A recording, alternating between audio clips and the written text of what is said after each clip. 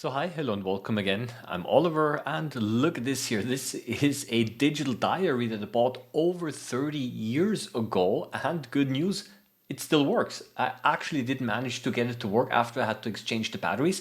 And today I'm going to unbox this digital diary, this mini computer, and we're going to have a closer look at it. But before I do that, of course, let's have a closer look at the box itself.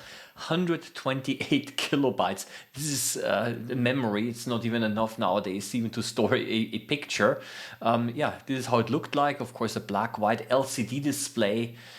Lots of keys here. So you see, this was, I don't know, 1994 around when it was manufactured. And it was, I think, yeah, more than 10 years later in 2007 when the first iPhone was released. So look at this here. Yeah, that's time. They still thought that having a lot of keys to push, that's basically modern technology. So let's flip it around here. Yeah, this is basically on the back side of the box. It kind of gives you a little bit, yeah, an overview of all of the programs and software that was included here. Let's make it a little bit bigger here. Okay, you can actually see how it was also capable of doing some, let's get it focused, some basic graphics. There was a spreadsheet included, so basically like Excel. Yeah, it's called Lotus 123. So phone book, phone directory. You basically could store business card information over here as well. Yeah, some memo, help guidance, and of course somewhere there was even a calculator. Yeah, so you could see that all of these, this little calendar, of course, this diary contained, of course, a whole range of different, functions that up to this day you basically used a paper calendar for. But what I want to do is I just want to unpack it a little bit yeah, let's have a closer look at what's in the box. I mean, it's a pretty decent sized box already. And yeah, even the packaging is quite different from what you get nowadays because look, all of these are books here, instruction books. Yeah, and let's take it out. Yeah, it's quite different from the philosophy that you have nowadays where you try to keep not only packaging but also documentation minimum. In French, can you believe this? Yeah, manual here in the French language, right? So this was not very useful here, but luckily also in German. Yeah, I do speak German, so it's basically just the instruction manual on how to use the spreadsheet. I mean, honestly, nowadays nobody would look through that and read that anymore. I mean, this is like I don't know, a textbook. I mean, who's gonna do that? Yeah, so it basically taught you how to use a spreadsheet, right? And yeah, with all of the functions. I mean, at least documentation was pretty good. Huh? Yeah, but you just had to take the time to actually go through the whole thing. Yeah, I mean, basically a spreadsheet on such a mini computer. And this is the actual instruction manual over here in French again. Yeah, yeah, with all of the installed programs being explained. Yeah, and yeah, this is of course now the diary. It does look a little bit bad already because yeah, the plastic, the rubber coating kind of got turned bad. But I just want to show you what's in here because that is actually at least as as interesting as the digital diary itself. Look at this. Let's open it. Yep, yes, this was still a time of floppy disks. That's a small one over here, and this isn't this beautiful. This is what I grew up with here. Yeah, that is yeah, a 5-inch floppy disk. Yeah, that you had to put into the computer. I don't know if any of you even remember this here. Yeah, that's how it. Yeah, this is basically where the programs were stored. And if you touch this yeah, surface here, then you basically broke the floppy disk. This sticker over here, that's a write protection. So if you wanted to prevent the computer from writing on the floppy disk, you had to put a sticker on here. Yeah, so that's actually a museum piece here. Yeah, and then of course, yeah, a slightly more modern one over here. This has I think 1.4 megabytes. Gee, you need 5 of these disks to store one picture, one digital picture these days. Yeah, yeah. So that is essentially the program that you had to install in order to connect the digital diary to computer. So forget about USB. It was long before USB. And here, this is it. I think there must have been also a cable, unfortunately, in here, which I don't have anymore. It doesn't matter. This device, it looks pretty bad already because of age. So the rubber coating kind of turned bad. But at that time, yeah, they were not rechargeable. You could actually exchange the batteries. I had to unscrew then the basically small AAA batteries in here, and then also another battery for keeping the memory. Yeah, this is how it looks like. Yeah, and I played around a little bit with it. Let's make it again a little bit bigger here. But I have to tell you, the usability and the interface is not very easy to use. I just can give you a little bit of an impression here on how this works. Of course, we're going to switch it on.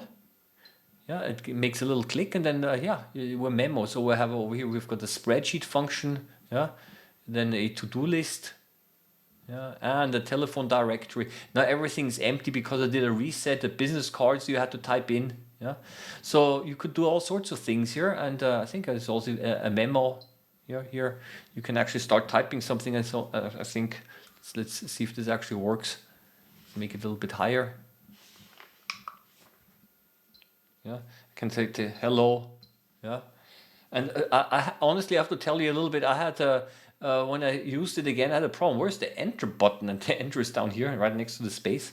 So you can go to the next line. Yeah. So you can use it like a simple word processor as well. There's of course a calculator here. Yeah. 12. I have a problem reading a little bit. Yeah. Where is the multiplication sign? Times 12. Where's the equal sign? Equals 144. I mean, just basically a regular. It's a regular calculator. And let's have a close look here. Yeah, I mean the buttons are kind of nice. I mean, yeah, they give you a nice press, but completely outdated according to today's expectations. I mean, at that time the philosophy was a little bit different. I think the more buttons and keys it has, the better it was considered, or the more features it had. And it was actually then with the introduction of the iPhone that the philosophy was completely changed around. Yeah. Yeah, I don't know what this display change, what that is. It doesn't seem to do anything here, right? Yeah, yeah. But in any case, this was yeah, one of those digital diaries, as we call it. Your home. This is the world. Yeah, I did not set the time yet. Yeah, so it's simply set to the to the factory settings. Yeah, calendar, 1994. Okay, yeah. And so on. I mean, you get the idea. And they were pretty happy, or at least happy. I don't know if this is the right term. They advertised that this had, what, I don't know how many, 80 columns and whatnot. Yeah. So essentially, this display was already considered to be quite good. Yeah. Yeah. Let's see if there's a help. Yeah. Ah, look, there's even a nice help text here. Yeah, about the schedule keeper mode. I don't even know. Well, yeah, about this display. Maybe we can do that. How can we actually select it? Maybe set. Yeah. Ah, yeah. About the display. This is the schedule keeper mode screen, the top part, and so on. Yeah. Yeah. So that's the technology of 30 years ago. Okay. Yeah, it's a museum piece. Honestly, yeah, I used it a little bit during my studies at university to actually keep notes. Yeah, and I mean, of course, we had computers at that time, but this one that was actually a portable one that you could take along, and where you could actually type in the things. Honestly, it would have probably made more sense simply to write it out in the paper diary. Yeah, but at least this one was actually one of the things that I spent quite a bit of time with playing around, and I'm quite happy that it's actually still functional here.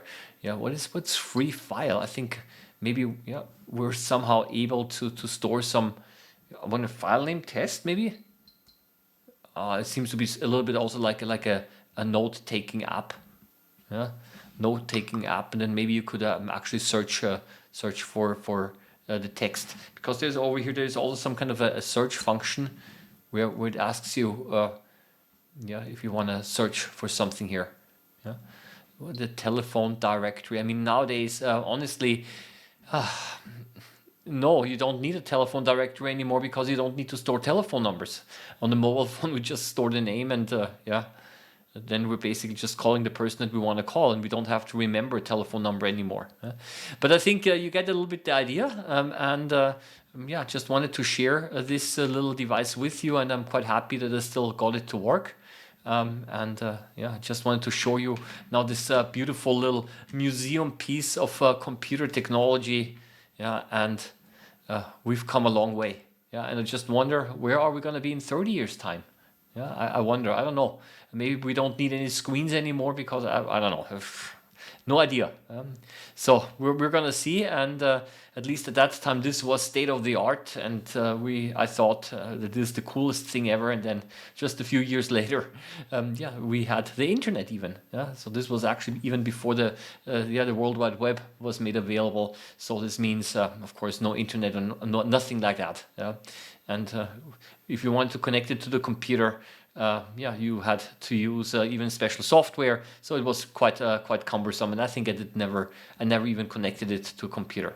So I'm going to leave it at that. Yeah, hope that you found it interesting. Just wanted to share this yeah, little device with you, a little piece of nostalgia from my side, and some kind of interesting computer history as well. I wish you all the best. Hope to see you again in the next video. Bye bye.